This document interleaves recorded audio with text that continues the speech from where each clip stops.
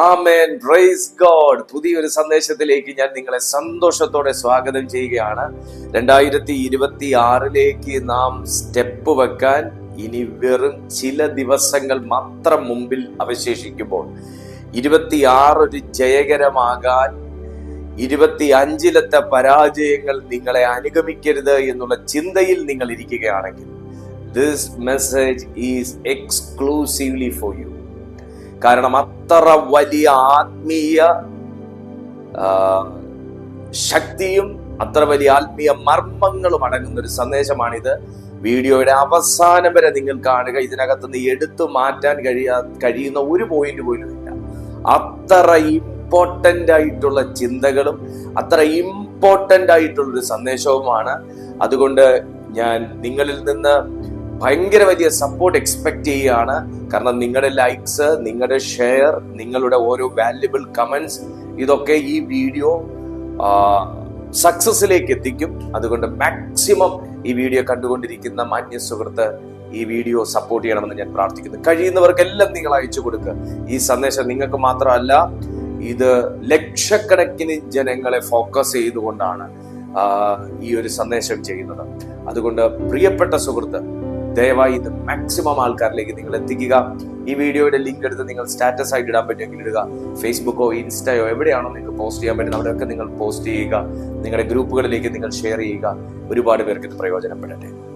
2026 നിങ്ങൾ പ്രവേശിക്കാൻ വരട്ടെ. 25 നിങ്ങൾക്ക് ചില കാര്യങ്ങൾ ചെയ്യാനുണ്ടാകും. 24 നിന്ന് നമ്മളെല്ലാവരും 25 പ്രവേശിച്ചപ്പോൾ വളരെ പ്രതീക്ഷയോടും പ്രാർത്ഥനയോടും കൂടെ തന്നെയാണ് പ്രതീക്ഷിച്ചത്. എന്നാൽ ചില കാര്യങ്ങൾ 2024 ചെയ്യാൻ മറന്നുപോയതിൻ്റെയും ചെയ്ത രീതികൾ ശരിയല്ലാത്തതിൻ്റെയും കാരണം കൊണ്ട് 2025 ഒരു പൂർണ്ണ അളവിൽ ജയകരം എന്ന് പറയാൻ കഴിയാത്ത ഒരു വ്യക്തിയാണ് നിങ്ങളെങ്കിൽ ഈ സന്ദേശം നിങ്ങളെ വല്ലാതെ ചിന്തിപ്പിക്കും, നിങ്ങളെ തയ്യാറെടുപ്പിക്കും. 25 നാം ഈ സമയം വരെയും എത്തി നിൽക്കുന്നു. എന്നാൽ 26 നാം പ്രതീക്ഷിക്കുമ്പോൾ 26 പ്രതീക്ഷകൾ, 26 വാഗ്ദത്തങ്ങൾ, 26 നാം തയ്യാറാക്കിയിരിക്കുന്ന ചില പദ്ധതികൾ നമ്മെ ജയത്തിലേക്ക് എത്തിക്കേണ്ടത് അനിവാര്യമാണ്.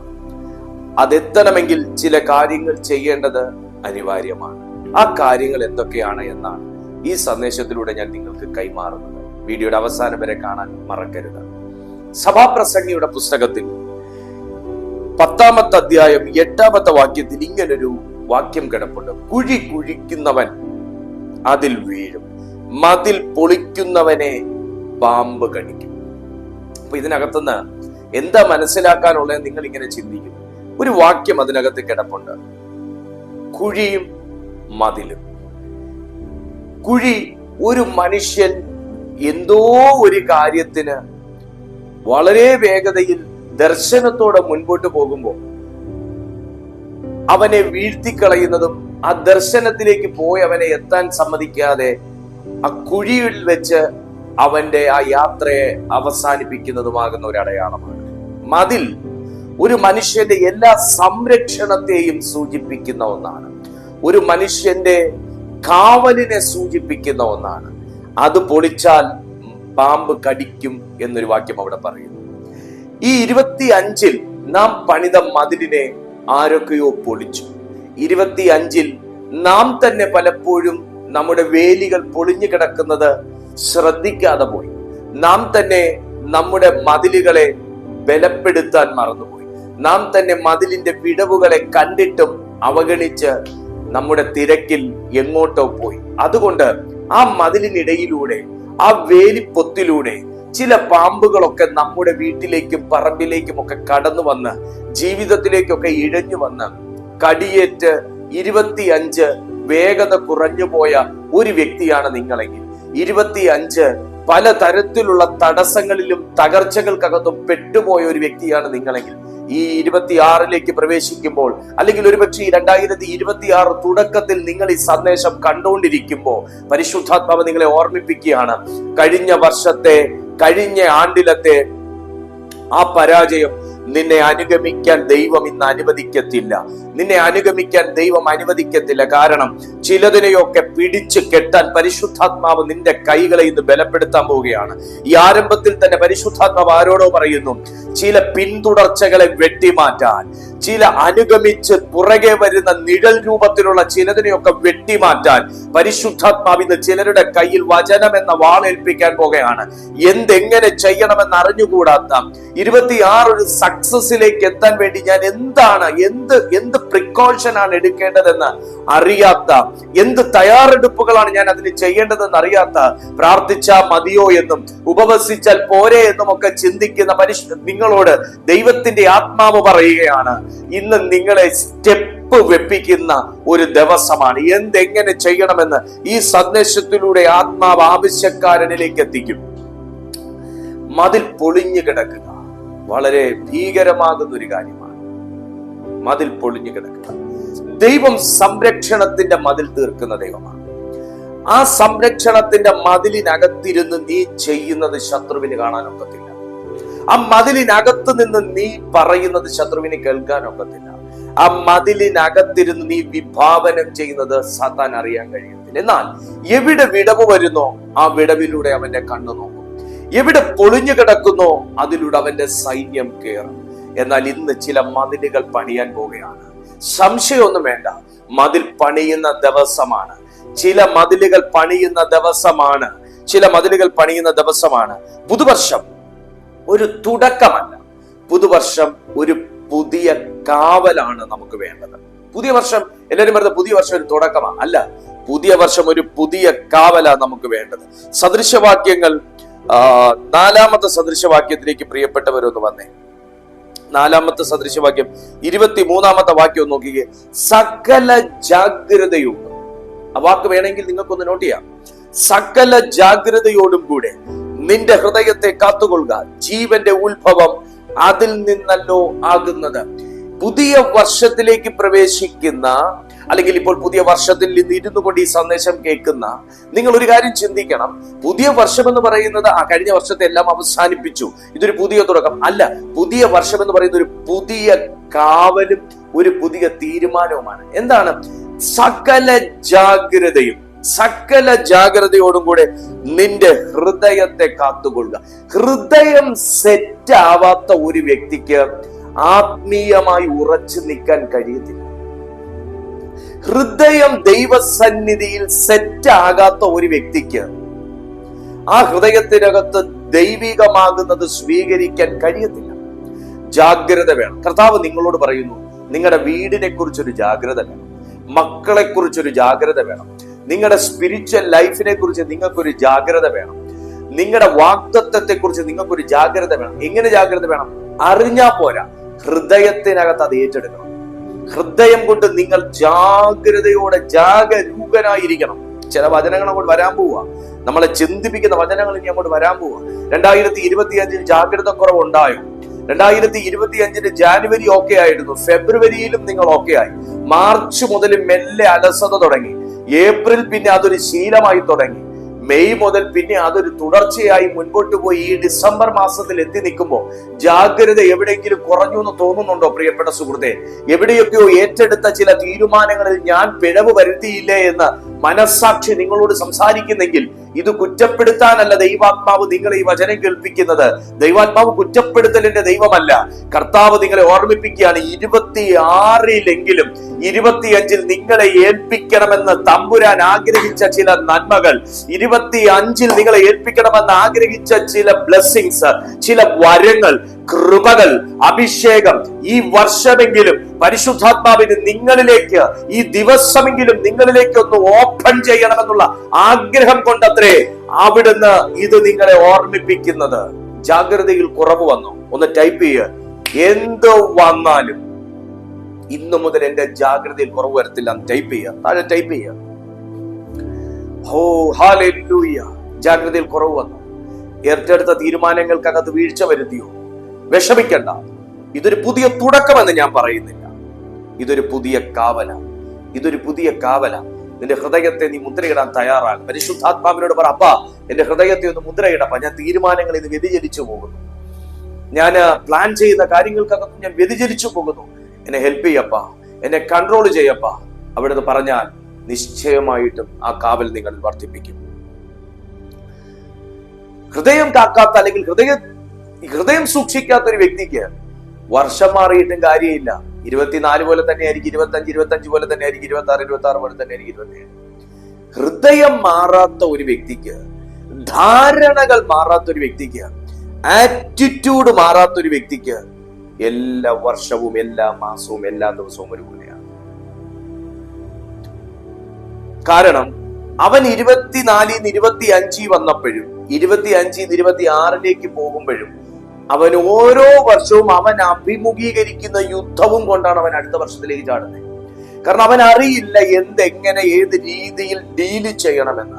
എന്നാൽ ഇന്ന് അങ്ങനത്തെ ഒരു വ്യക്തിയായിട്ടല്ല കേട്ടോ കർത്താവ് നിങ്ങളെ പുതുവർഷത്തിലേക്ക് പറഞ്ഞു വിടുന്നേ. പുതുവർഷത്തിലേക്ക് കയറ്റുന്ന അങ്ങനെ അല്ല കേട്ടോ. വലിയ മാറ്റങ്ങളും വലിയ രീതിയിലുള്ള വിപ്ലവകരമായ മാറ്റങ്ങൾ നിങ്ങളിലൂടെ ഇത് പരിശുദ്ധാത്മാവ് ചെയ്യാൻ പോകുകയാണ്. നിങ്ങൾ കാര്യം ശ്രദ്ധിക്കണം. നമ്മൾ ഓരോ വർഷത്തിലേക്ക് ചെല്ലുന്ന സമയം ശത്രു വിട്ടുപോയി എന്നല്ല നമ്മൾ പറയേണ്ടത്. ശത്രു വിട്ടുപോയതല്ല, നമ്മുടെ ജാഗ്രത കൈവിട്ടതാണ് വർഷങ്ങളിൽ സംഭവിക്കുന്ന പ്രശ്നങ്ങൾ, മാസങ്ങളിൽ സംഭവിക്കുന്ന പ്രശ്നങ്ങൾ, ദിവസങ്ങളിൽ സംഭവിക്കുന്ന പ്രശ്നങ്ങൾ. നമ്മളെല്ലാം അവസാന സമയം കൊണ്ട് ചെയ്യാൻ കാത്തിരിക്കുന്നത് അത് ഒരു മാനുഷികമാകുന്ന ഒരു രീതി അങ്ങനെയാണ്. അതൊരു മനുഷ്യന്റെ പ്രശ്നമല്ല, അത് മനുഷ്യനുണ്ടായ കാലം മുതൽ അങ്ങനെയാണ്. എന്നാൽ ഈ സന്ദേശം വളരെ ജാഗ്രതയോടെ നിങ്ങൾ കൈക്കൊള്ളുക. കാരണം ഇത് നിങ്ങളുടെ ജീവിതത്തിൽ നിങ്ങൾക്ക് മാത്രമല്ല, നിങ്ങളുടെ വീട്ടിലുള്ള പലർക്കും ഇത് നിങ്ങൾക്ക് പകർന്നു കൊടുക്കാൻ കഴിയും. ശത്രു വിട്ടുപോയതല്ല, നമ്മൾ ജാഗ്രത വിട്ട് നമ്മുടെ ശ്രദ്ധ വിട്ടുപോകുന്നതാ പ്രശ്നം. മനസ്സിലാകണമെങ്കിൽ നിങ്ങൾ പത്രോസിന്റെ 1-ാമത്തെ ലേഖനത്തിലേക്ക് വരിക, 5-ാമത്തെ അധ്യായത്തിലേക്ക് നിങ്ങൾ വരിക. പത്രോസിന്റെ 1-ാമത്തെ ലേഖനം 5-ാമത്തെ അധ്യായം അതിന്റെ 8-ാമത്തെ വാക്യത്തിലേക്ക് നിങ്ങൾ നോക്കിക്കേ. നിർമ്മതരായിരിപ്പിൻ, ഉണർന്നിരിപ്പിൻ, നിങ്ങളുടെ പ്രതിയോഗിയായ പിശാച് അലറുന്ന സിംഹം എന്ന പോലെ ആരെ വിഴുങ്ങേണ്ടു എന്ന് തിരഞ്ഞ് ചുറ്റി നടക്കുന്നു. അപ്പൊ നിങ്ങൾ ഓർക്ക്, ഇന്ന് ഈ വർഷം വരെയും ഇന്ന് ഈ ദിവസം വരെയും നമ്മളൊക്കെ ഈ ദൈവത്തിന്റെ കൃപയാൽ ജീവനോടെ ആരോഗ്യത്തോടെയൊക്കെ ഇരിക്കുമ്പോൾ പല സന്ദർഭങ്ങളിലും എനിക്ക് പറയാനൊക്കത്തില്ല, ഞാൻ എല്ലാ സമയത്തും ഉണർന്നിരുന്നു, എല്ലാ സമയത്തും ഞാൻ ജാഗ്രതയോടെ ഇരുന്നു, എല്ലാ സമയത്തും ശ്രദ്ധയോടെ ഇരുന്നു. പലപ്പോഴും ദൈവിക കാവലിനകത്ത് ദൈവം നമ്മളെ ആക്കിയിരുന്നത് കൊണ്ടാണ് സിംഹം എന്ന പോലെ അലറി നടക്കുന്നവൻ നമ്മുടെ കൂടാരത്തിൽ കയറാത്തത്. എന്നാൽ ഈ സന്ദേശം കേട്ടോണ്ടിരിക്കുമ്പോഴും സിംഹം എന്ന പോലെ അലറി നടന്ന പിശാച് എന്റെ കൂടാരത്തിൽ കയറി ബ്രദറെ എന്ന്, എന്റെ മക്കളെ അവൻ തൊട്ടു ബ്രദറെ എന്ന്, എന്റെ ജീവിതത്തെ അവൻ കടിച്ചു കീറാൻ ശ്രമിച്ചു ബ്രദറെ എന്നൊക്കെ പറയേണ്ടി വരുന്നവരും ഈ സന്ദേശത്തിനകത്തുണ്ടെന്ന് എനിക്കറിയാം. ഞാൻ നിങ്ങളെ ഒന്ന് ഓർമ്മിപ്പിക്കട്ടെ. ദൈവത്തിന്റെ വചനം പറയുന്നു, ശത്രു വിട്ടുപോയതല്ല, നമ്മുടെ ശ്രദ്ധ കുറയുന്നിടത്താണ് പരാജയങ്ങളും നഷ്ടങ്ങളും വരുന്നത്. ഒന്നുകൂടെ ഞാൻ പറയാം, ശത്രു വിട്ടുപോയതല്ല, നമ്മുടെ ശ്രദ്ധ കുറയുന്നിടത്താണ്. ശത്രു വിട്ടുപോയത് കൊണ്ടോ ശത്രു വരാത്തത് കൊണ്ടോ ശത്രു ഇല്ലാത്തത് കൊണ്ടോ അല്ല. ചില സമയങ്ങളിൽ നാം ശ്രദ്ധയോടുകൂടി ഇരുന്നപ്പോൾ ചിലതിനെയൊക്കെ നമുക്ക് സംരക്ഷിക്കാൻ സാധിച്ചു. ചില സ്ഥലങ്ങളിലൊക്കെ നമ്മൾ ഉണർന്ന് ജാഗ്രതയോടെ ഇരുന്നപ്പോൾ നമുക്ക് ചിലതിനെയൊക്കെ പിടിച്ചു നിർത്താൻ സാധിച്ചു. ചിലയിടത്തൊക്കെ നാം നിർമ്മതരായിരുന്നപ്പോൾ നമുക്ക് ജയമെടുക്കാൻ സാധിച്ചു. എന്നാൽ ചിലയിടത്ത് ശ്രദ്ധ കൈമോശം വന്നപ്പോ, ചില ദിവസങ്ങളിൽ, ചില സ്ഥലങ്ങളിൽ, ചില ഇടങ്ങളിൽ, ചിലരുമായിട്ടുള്ള സഹകരണങ്ങളിലൊക്കെ ശ്രദ്ധ കൈവിട്ടപ്പോ, മനസ്സ് കൈവിട്ടപ്പോ, നമ്മൾ എവിടെയൊക്കെയോ ഒരു അലസത നമ്മുടെ ആറ്റിറ്റ്യൂഡിനെ ബാധിച്ചപ്പോ അവൻ നമ്മുടെ ജീവിതങ്ങളിലേക്ക് ഇരച്ചു കയറി. ചില നഷ്ടങ്ങൾ നിങ്ങൾക്ക് വരുത്തിയിട്ടുണ്ടെങ്കിൽ, മുറിപ്പാടുകൾ വരുത്തിയിട്ടുണ്ടെങ്കിൽ, നിന്ന വരുത്തിയിട്ടുണ്ടെങ്കിൽ, അപമാനം വരുത്തിയിട്ടുണ്ടെങ്കിൽ, പരിശുദ്ധാത്മാവിൽ ഈ വചനത്തോടെ ഞാൻ കൈമാറുകയാണ്. ഇന്ന് ദൈവത്തിന്റെ ആത്മാവ് നിങ്ങളോട് പറയുന്നു, 3 കാര്യങ്ങൾ ചെയ്യുക. ജാഗ്രതയോടെ ഇരിക്കുക, നിർമ്മതരായിരിക്കുക, ഉണർന്നിരിക്കുക. കർത്താവിനോടൊന്ന് ചോദിക്കുക, അപ്പ ഈ വചനത്തിന്റെ പശ്ചാത്തലത്തിൽ ഒന്ന് സ്കാൻ ചെയ്യുക. എവിടെയെങ്കിലും ശ്രദ്ധ പതറിപ്പോയോ? എവിടെയെങ്കിലും ഒക്കെ നോട്ടം തെറ്റിപ്പോയോ? എവിടെയെങ്കിലും ഒക്കെ ദർശനം തെറ്റിപ്പോയോ കുഞ്ഞെ? 2025 ജയത്തിന്റെ ഒരു വർഷമായിരുന്നു. പക്ഷേ അശ്രദ്ധനായി നിന്ന ഒരുവന്റെ കയ്യിലേക്ക് എങ്ങനെ ദൈവത്തിന് ദൂരത്തേക്ക് ഓടേണ്ട ഒരു വാഹനം ഏൽപ്പിക്കാൻ പറ്റും? അതുകൊണ്ട് ശ്രദ്ധയോടെ ഞാൻ മടങ്ങി വരുന്നു അപ്പ എന്ന്. അപ്പൊ ഈ വചനത്തിന്റെ അടിസ്ഥാനത്തിൽ ഞാൻ ശ്രദ്ധയോടെ മടങ്ങി വരുന്നു, പൂർണ്ണ ജാഗ്രതയോടെ ഞാൻ നിന്റെ അരികിലേക്ക് വരുന്നു എന്ന് പറയുന്നവനെ കർത്താവ് കീയേൽപ്പിക്കും. പറയുന്നവന്റെ കയ്യിലേക്ക് കർത്താവ് കീയേൽപ്പിക്കും. പറയുന്നവന്റെ കയ്യിലേക്ക് ചിലത് തുറക്കാനുള്ള കീയേൽപ്പിക്കും. സകല ജാഗ്രതയോടും. ഹല്ലേലൂയ. ഇന്ന് വീട്ടിൽ നഷ്ടത്തിന്റെ ഒരു അനുഭവത്തിൽ നിൽക്കുന്ന ഒരു വ്യക്തിയാണോ? ബന്ധങ്ങൾ തകർന്നു പോയ, മക്കൾ അനുസരണക്കേടിൽ ജീവിക്കുന്ന, വിശ്വാസത്തിൽ നിന്നവർ വിശ്വാസ ത്യാഗികളായി മാറിയ, ആഗ്രഹമുണ്ടെങ്കിലും വളരാൻ പറ്റാത്ത, സ്വപ്നങ്ങളിൽ കൂടെ പോലും സാത്താൻ ആക്രമിക്കുന്ന, ഈ വർഷവും ഒരു ലൈഫ് പാർട്ട്ണറെ ജീവിതത്തിലേക്ക് എക്സ്പെക്ട് ചെയ്തിട്ട് ലഭിക്കാത്ത ഒരു വ്യക്തിയാണോ താങ്കൾ? ദൈവത്തിന്റെ ആത്മാവിൽ ഞാൻ നിങ്ങളോട് പറയും, ശ്രദ്ധ തിരിച്ചു പിടിക്കുക, ശ്രദ്ധ തിരിച്ചു പിടിക്കുക. കാരണം അവൻ എല്ലാ സമയത്തും അലറുന്ന സിംഹം എന്ന പോലെ നടക്കുന്നവനാണ്, അലറുന്ന സിംഹം എന്ന പോലെ. എന്നാൽ കർത്താവ് നിന്നെ അവന്റെ കയ്യിൽ ഏൽപ്പിക്കത്തില്ല. ആമേൻ പറ. കർത്താവ് നിന്നെ അവന്റെ കയ്യിൽ ഏൽപ്പിക്കത്തില്ല, ഏൽപ്പിക്കത്തില്ല, ഏൽപ്പിക്കത്തില്ല. ഹല്ലേലൂയ. ജാഗ്രതയില്ലാത്ത ഒരു പുതിയ വർഷം എന്ന് പറയുന്നത് അപകടകരമായ പുതിയ വർഷമാണ്. നമ്മളൊരു കാര്യം മനസ്സിലാക്കണം, നമ്മളെല്ലാവരും ഭയങ്കര ജാഗ്രതയും ഭയങ്കര ശ്രദ്ധയും ഭയങ്കര ഭക്തനും ഭയങ്കര ഉപവാസവും ഭയങ്കര അഭിഷേകവും ഒക്കെ കൊണ്ടാണ് ഈ ഡിസംബർ മാസം വരെ എത്തിയെന്നൊന്നും ആർക്കും പറയാനൊക്കത്തില്ല. പക്ഷെ 25 ദൈവം നമ്മളെ കാത്തു എന്ന ഒരു അസൂയയും ഒരസ്വസ്ഥതയും അലറുന്ന സിംഹം എന്ന പോലെ നടക്കുന്ന പിശാചിനുള്ളത് കൊണ്ട് 26 അവൻ നമ്മെ ടാർഗറ്റ് ചെയ്യാതിരിക്കേണ്ടതിന് ശ്രദ്ധയോടെ പ്രവേശിക്കണം. കാരണം അശ്രദ്ധമായ ഒരു പുതിയ വർഷത്തിലേക്കുള്ള പ്രവേശനം അപകടകരമാകുന്ന വർഷമാണ്. ഹല്ലേലൂയ. അതുകൊണ്ട് വളരെ ശ്രദ്ധയോടെ, വളരെ ശ്രദ്ധയോടെ ചെയ്യുക. നാലാമത്തെ കാര്യം എന്താന്ന് ചോദിച്ചാൽ, പുതിയ വർഷത്തിലേക്ക് നാം പ്രവേശിക്കുമ്പോൾ നിർബന്ധമായിട്ടും പഴയ വാതിൽ അടച്ചിരിക്കണം. ഞാൻ നിങ്ങളോട് ഇങ്ങനെ പറയാം, ഈ വളരെ പ്രാർത്ഥനയോടും പലരും പ്രാർത്ഥിച്ച് പുതിയ വർഷത്തിൽ കടക്കും, പക്ഷെ ഭാരം ഇറക്കി വെക്കാതെ പുതിയ വർഷത്തിലേക്ക് കടക്കും. പലരും പ്രാർത്ഥിച്ച് പുതിയൊരു മാസത്തിലോട്ട് പ്രവേശിക്കും, പക്ഷെ നമ്മൾ പ്രാർത്ഥിക്കുന്നത് ഭാരം കൊണ്ടാണ്. ആ ഭാരവും ചുമന്നുകൊണ്ട് തന്നെ നമ്മൾ പുതിയൊരു വർഷത്തിലേക്കും പുതിയൊരു മാസത്തിലേക്കും പ്രവേശിക്കും. എന്നാൽ ഈ വർഷത്തിൽ അതിൽ മാറ്റം വരാൻ പോവാണ്. ഈ വർഷത്തിൽ അതിൽ മാറ്റം വരാൻ പോവാണ്. നിങ്ങൾ വെയിറ്റ്ലെസ് ആയിട്ട് നിങ്ങൾ പുതിയൊരു വർഷത്തിലേക്ക് പ്രവേശിക്കും. ആമേൻ. എനിക്ക് ഒത്തിരി ആഗ്രഹമുണ്ട് എഫദാ ജീസസ് മിനിസ്ട്രീസിന്റെ ശുശ്രൂഷകൾ അനുഭവിക്കുകയും അതിലത്തെ വചനങ്ങൾ, അതിനകത്തൂടെ പരിശുദ്ധാത്മാവ് പറയുന്ന വചനങ്ങൾ കേൾക്കുകയും അത് എഴുതി വെക്കുകയും അതൊക്കെ നിങ്ങൾ അനുസരിക്കുകയും ചെയ്യുന്ന ദൈവമക്കൾ അനുഗ്രഹിക്കപ്പെടണം എന്നുള്ളൊരു വലിയ ആത്മാർത്ഥമായ ആഗ്രഹം എനിക്കുണ്ട്. എനിക്ക് മാത്രമല്ല, എന്നിലൂടെ ഈ ശുശ്രൂഷകൾ ചെയ്യുന്ന ദൈവത്തിന്റെ ആത്മാവിനുമുണ്ട്. അതുകൊണ്ട് ഞാൻ നിങ്ങളോട് പറയട്ടെ, പഴയ വാതിലുകൾ അടയ്ക്കുക. എന്താണത്? പഴയ വാതിലുകൾ അടച്ചില്ലെങ്കിലാണ് വേലി പൊളിക്കുന്നവനെ പാമ്പ് കടിക്കൂ എന്ന് പറയുന്നത്. നമ്മൾ അറിയാതെ തന്നെ, നിങ്ങളൊന്ന് ശ്രദ്ധിച്ചേ, നമ്മൾ അറിയാതെ തന്നെ പല വേലികളും നമ്മൾ തന്നെ പൊളിച്ചിട്ടുണ്ട്. നമ്മൾ പല വേലികൾ പൊളിച്ചിട്ടുണ്ട്. അതുകൊണ്ടാണ് അതിനിടയിൽ കൂടെ പാമ്പ് കയറുന്നത്, പഴുതാര കയറുന്നത്, കുറുക്കൻ കയറുന്നത്. ഏതൊക്കെയാണ് നോക്കൂ. ഒന്ന്, ക്ഷമിക്കാത്ത മനസ്സ്. വേലി പൊളിക്കുന്ന പരിപാടിയാ ക്ഷമിക്കാത്ത മനസ്സ്. അപ്പൊ നിങ്ങൾ പറയും, എനിക്ക് ആരോടാ ബ്രദറെ ദേഷ്യം, എനിക്ക് ആരോടെ ദേഷ്യം എന്ന് പറയും. എന്നാലും അങ്ങനെ പറയുന്നവനെ ഒന്ന് പിടിച്ച് നമ്മൾ സ്കാൻ ചെയ്ത് കഴിഞ്ഞാൽ അവന്റെ ഉള്ളിന്റെ ഉള്ളിൽ അവൻ ആരോടോ കയ്പുണ്ടാവും. ഞാൻ നിങ്ങൾക്കാർക്കും ഉണ്ടെന്നല്ല പറയുന്നത്. ഇത് നമ്മൾ ശുദ്ധീകരിച്ച് തന്നെ. ഇപ്പൊ ഞാൻ ഈ വർഷം തീരുമാനം എടുത്തേക്കുന്ന കാര്യം, എനിക്ക് ആരോടെങ്കിലും ഒക്കെ കയ്പുണ്ടെങ്കിൽ, നീരസം ഉണ്ടെങ്കിൽ അതെല്ലാം മാറും. ഇപ്പൊ എനിക്ക് പോലും അറിയാത്ത ചില ദേഷ്യം എനിക്ക് ആരോടെങ്കിലും ഒക്കെ കാണാം. അപ്പൊ ഞാനൊരു ദൈവസന്നിധിയിൽ അങ്ങനെ പറയുക, കർത്താവേ അങ്ങനെ ഉണ്ടെങ്കിൽ പൂർണ്ണമായി നീക്കണം. എനിക്ക് ഈ വേണ്ടാത്ത ഈ വേലി പൊളിച്ച് പാമ്പിനെ കൊണ്ടുവന്ന് ആ പാമ്പിനെ തല്ലിക്കൊല്ലുന്ന സമയമുണ്ടെങ്കിൽ എനിക്ക് വീണ്ടും അടുത്തൊരു വ്യക്തിയെ ശുശ്രൂഷിക്കാം. ശരിയല്ലേ? ഈ പാമ്പിനെ തല്ലിക്കൊന്ന് തല്ലിക്കൊന്ന് തല്ലിക്കൊന്ന് തല്ലിക്കൊന്ന് 1 വർഷം കൂടെ കളഞ്ഞില്ലേ നമ്മളല്ലേ? പാമ്പിനെ തല്ലിക്കൊന്ന് തല്ലിക്കൊന്ന് തല്ലിക്കൊന്ന് 1 വർഷം കൂടെ കളഞ്ഞു. ഇനി 26-ൽ കളയാൻ നിൽക്കുന്നു, ഇനി 26-ൽ കളയാൻ നിൽക്കുന്നു.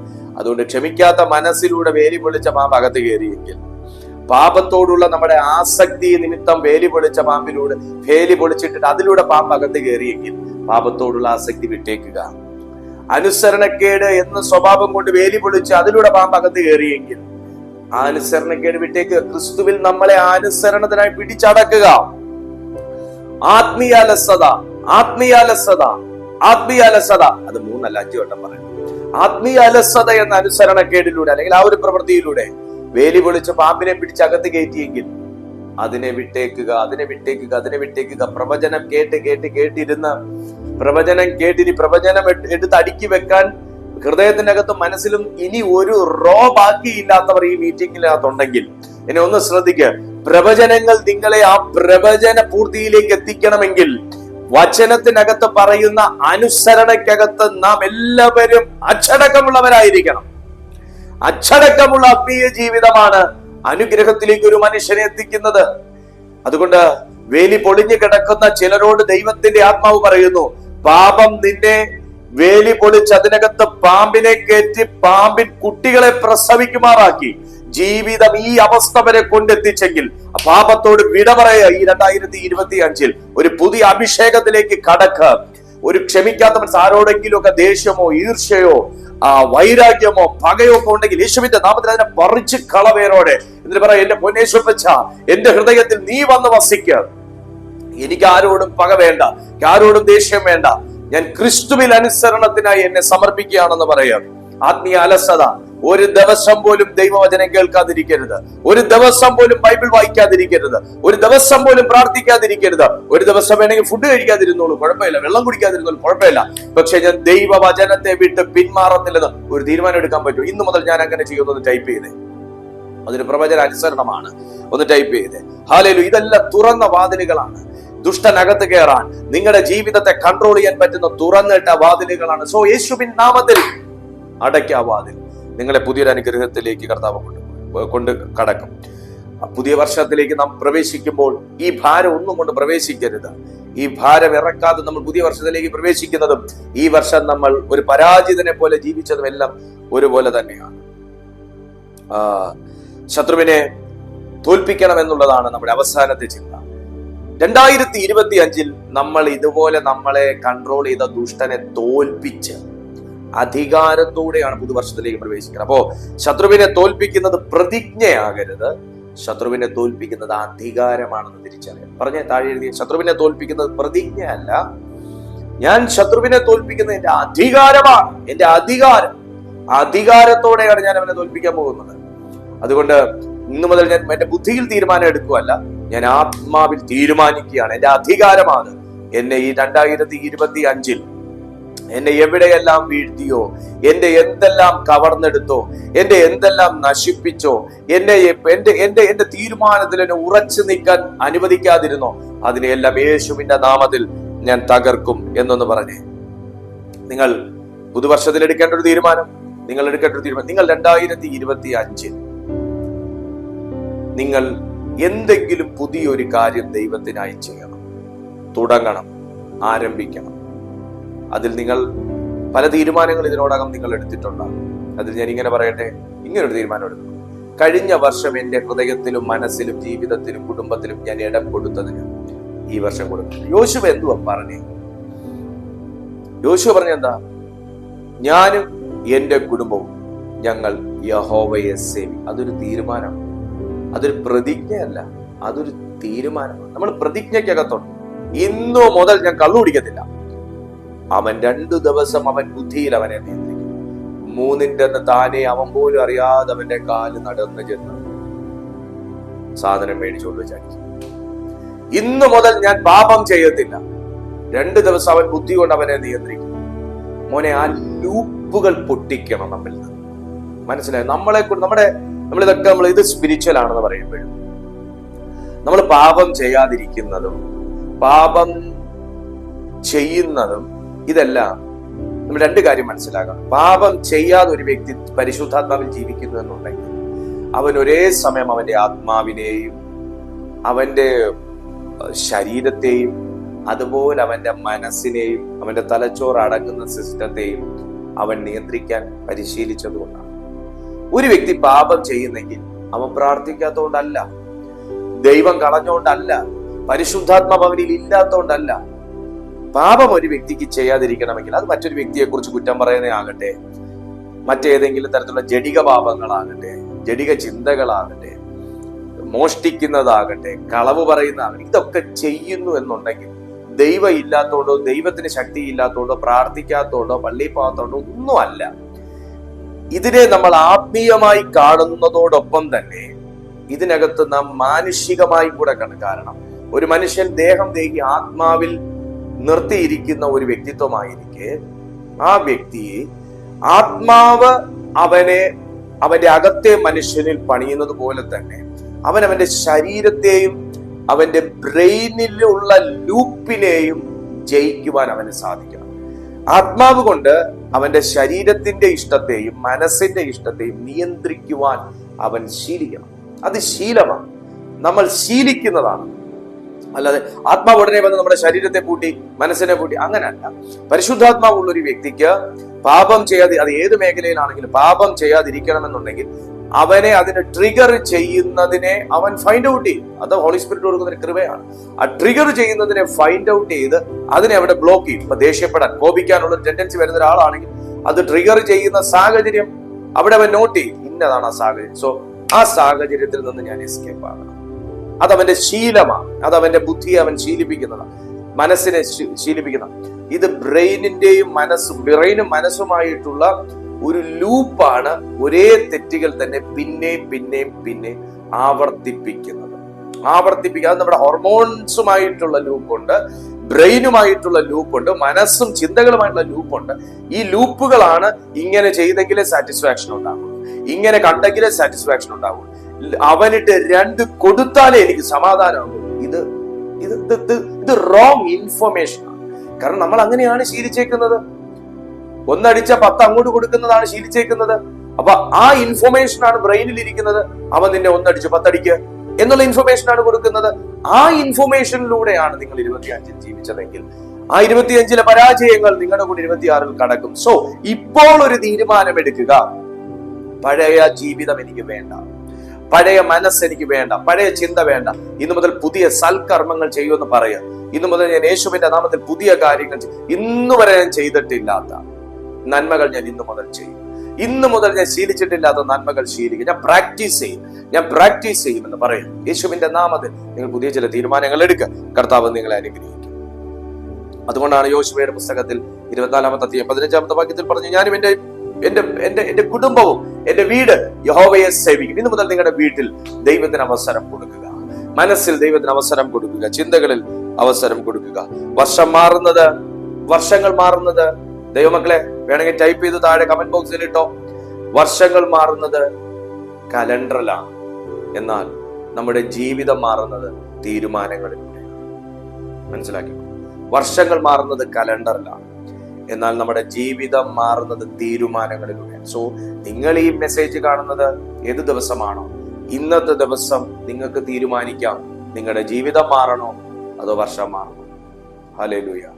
അതുകൊണ്ട് കർത്താവിന് വേണ്ടി നിങ്ങളെ സമർപ്പിക്കും. പഴയതെല്ലാം അടയ്ക്കാം, പഴയ എല്ലാ സ്വഭാവങ്ങൾ നിങ്ങൾ കളയാം. നിങ്ങൾ പഴയൊരു സ്വഭാവം കളയെന്ന് പറയുമ്പോൾ നിങ്ങൾ ആരും ദോഷക്കാരാണെന്നല്ല, ഇൻ ദ സെൻസ് നിങ്ങൾ പുതിയ തീരുമാനങ്ങൾ എടുക്കുക. നല്ല തീരുമാനങ്ങൾ ഉള്ളവരാണ് നിങ്ങൾ. ആ നല്ല തീരുമാനങ്ങളോടുകൂടെ വീണ്ടും നല്ല തീരുമാനങ്ങൾ എടുക്കുക. അങ്ങനെ ക്രിസ്തുവിന് വേണ്ടി ഫലം പെരുകി വരുന്നവരാകുക. കർത്താവ് നിങ്ങളെ മാനിക്കും. അങ്ങനെ ചിന്തയുള്ളവനെ മാനിക്കാതെ പിന്നെ ദൈവം ആരെ മാനിക്കും? അങ്ങനെ ഒരു തീരുമാനമുള്ളവനെ മാനിക്കാതെ പിന്നെ ദൈവം ആരെ മാനിക്കും? അങ്ങനൊരു ബോധ്യ മനസ്സിൽ കിടക്കുന്നവനെ മാനിക്കാതെ ദൈവം ആരെ മാനിക്കും? ദൈവം നിങ്ങളെ അനുഗ്രഹിക്കാൻ സമയമായി. അതായി സന്ദേശം കേട്ടത്. ഹല്ലേലൂയ. നിങ്ങളുടെ ജീവിതത്തിൽ നിങ്ങൾ അക്കമിട്ട് എഴുതി വെച്ചിരിക്കുന്ന ഈ കഴിഞ്ഞ വർഷത്തെ 25-ലത്തെ പരാജയങ്ങൾ, നഷ്ടങ്ങൾ, കഷ്ടങ്ങൾ വിശ്വാസത്തിൽ വരുമെന്ന് നിങ്ങൾ പ്രതീക്ഷിച്ചവർ വരാത്ത അവസ്ഥ, വിശ്വാസത്തിൽ വന്നവർ വിട്ടുപോയ അവസ്ഥ, അഭിഷേകത്തിനകത്ത് വന്നുപോയ ഡ്രൈനസ്, ആത്മീയ ജീവിതത്തിലെ വരൾച്ച, രോഗം, കടബാധ്യതകൾ, ജോലി നഷ്ടം, ഇതെല്ലാം തിരിച്ചു പിടിക്കുന്ന വർഷമായിരിക്കും പുതുവർഷം. അത് മാറുന്നത് നിങ്ങളുടെ തീരുമാനത്തിലൂടെയാണ്. അത് മാറുന്നത് നിങ്ങളുടെ തീരുമാനത്തിലൂടെയാണ്. നിങ്ങൾക്ക് വിശ്വസിക്കാൻ കഴിയുന്നുണ്ടോ? അത് മാറുന്നത് നിങ്ങളുടെ തീരുമാനത്തിലൂടെയാണ്. സോ നിങ്ങൾ ഇന്ന് മുതൽ, നാളെ അല്ല, ഇന്ന് മുതൽ ഞാൻ ദൈവത്തിന് വേണ്ടി ചിലത് ചെയ്യാൻ പോവുക, ദൈവനാമത്തിന് വേണ്ടി ചിലത് ചെയ്യാൻ പോവുക, കർത്താവ് എന്നെ കാണേണ്ടതിന് വേണ്ടി ഞാൻ എന്റെ ദൈവസന്നിധിയിൽ ഓർമ്മിപ്പിക്കാൻ പോവുക എന്ന് പറയാം. ഹല്ലേലൂയ. ഞാൻ ഇന്ന് മുതൽ പുതിയ തീരുമാനം എടുക്കാൻ പോവുക. എന്നെ ദൈവത്തിന് വേണം, മനുഷ്യന് വേണ്ടെങ്കിൽ എന്നെ ദൈവത്തിന് വേണം. സോ ഞാൻ ദൈവത്തിനും മനുഷ്യനും ഫലം കഴിക്കുന്നവനായി മാറാൻ പോവുക. തീരുമാനമെടുക്കും. ദൈവം നിങ്ങളെ ആശീർവദിക്കും, ദൈവം നിങ്ങളെ അനുഗ്രഹിക്കും. നിങ്ങളുടെ മാറ്റങ്ങൾ എന്താണെന്നുള്ളത് നിങ്ങൾ കമന്റ് ബോക്സിൽ രേഖപ്പെടുത്തുക. കർത്താവ് നിങ്ങളെ മാനിക്കട്ടെ. ജാനുവരി 1-ാം തീയതി ഒരു പുതിയ പ്രവചന സന്ദേശം രാവിലെ 6:30 ഈ ചാനലിൽ വരുന്നുണ്ട്. രാവിലെ 6:30 നിങ്ങൾ പ്രതീക്ഷിക്കുന്നതിനേക്കാൾ വ്യത്യസ്തമായ ഒരു സന്ദേശമായിരിക്കും. അഭിഷേകത്തിന്റെയും പ്രവചനത്തിന്റെയും ഒരു നിറവിന്റെ ഒരു സന്ദേശമായിരിക്കും. സോ അത് കാണാൻ നിങ്ങൾ മറക്കരുത്. അതിനുവേണ്ടി ഈ ചാനൽ നിങ്ങൾ സബ്സ്ക്രൈബ് ചെയ്തിട്ടുണ്ടെന്ന് ഉറപ്പുവരുത്തുക. ഇപ്പോൾ നിങ്ങൾ ഈ വീഡിയോയ്ക്ക് ലൈക്ക് കൊടുക്കുക, മാക്സിമം നിങ്ങൾ ഷെയർ ചെയ്യുക. നിങ്ങളുടെ പ്രാർത്ഥനാ വിഷയങ്ങളുണ്ടെങ്കിൽ ഞങ്ങൾക്ക് ഇതിൽ വാട്സ്ആപ്പ് നമ്പർ ഉടനെ കാണിക്കും. നിങ്ങൾക്ക് വാട്സ്ആപ്പ് നമ്പറിൽ നിങ്ങൾക്ക് അയക്കാവുന്നതാണ്.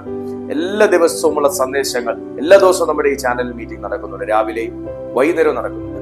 അത് നിങ്ങൾക്ക് വാട്സാപ്പിൽ കിട്ടണമെന്നുണ്ടെങ്കിൽ ഈ വീഡിയോയുടെ ഡിസ്ക്രിപ്ഷൻ ബോക്സിൽ ഒരു യൂട്യൂബിന്റെ വാട്സാപ്പിന്റെ കമ്മ്യൂണിറ്റി ലിങ്ക് കൊടുത്തിട്ടുണ്ട്. നിങ്ങളത് ആ ലിങ്കിൽ ക്ലിക്ക് ചെയ്താൽ ഞങ്ങളുടെ വാട്സാപ്പിന്റെ കമ്മ്യൂണിറ്റിയിൽ നിങ്ങൾക്ക് ജോയിൻ ആകാം. എല്ലാ മെസ്സേജുകൾ, അതിന്റെ പോസ്റ്ററുകൾ, അറിയിപ്പുകൾ, എല്ലാം അനൗൺസ്മെന്റുകൾ എല്ലാം നിങ്ങൾക്ക് ആ ഗ്രൂപ്പിൽ ലഭിക്കും. നിങ്ങൾ അങ്ങനെയും കൂടെ ആ സംവിധാനം നിങ്ങൾ പ്രയോജനപ്പെടുത്തുകയാണ്. കർത്താവ് നിങ്ങളെ മാനിക്കട്ടെ. നിങ്ങൾക്കൊരു നല്ല ഭാവിയുണ്ട്, നിങ്ങൾക്കൊരു നല്ല ഭാവിയുണ്ട്. അതുകൊണ്ടാണ് നിങ്ങൾ ഈ സമയം വരെ ഈ സന്ദേശം ക്ഷമയോടെ ഇരുന്ന് കേട്ടത്. നിങ്ങൾക്കൊരു നല്ല ഭാവിയുണ്ട്. ദൈവം നിങ്ങളെ അനുഗ്രഹിക്കും. നിങ്ങളെ കർത്താവ് ആശീർവദിക്കും. കർത്താവ് എല്ലാ നന്മകളാലും നിറയ്ക്കട്ടെ. അടുത്ത ദിവസം പുതിയൊരു സന്ദേശവുമായി കാണാം. അതുവരെ തമ്മിൽ നമുക്ക് പ്രാർത്ഥനയിൽ ഓർക്കാം. ഞങ്ങൾ നിങ്ങൾക്കായി പ്രാർത്ഥിക്കാം, നിങ്ങൾ ഞങ്ങൾക്കായി പ്രാർത്ഥിച്ചാട്ടെ. ദൈവം അനുഗ്രഹിക്കട്ടെ. God bless.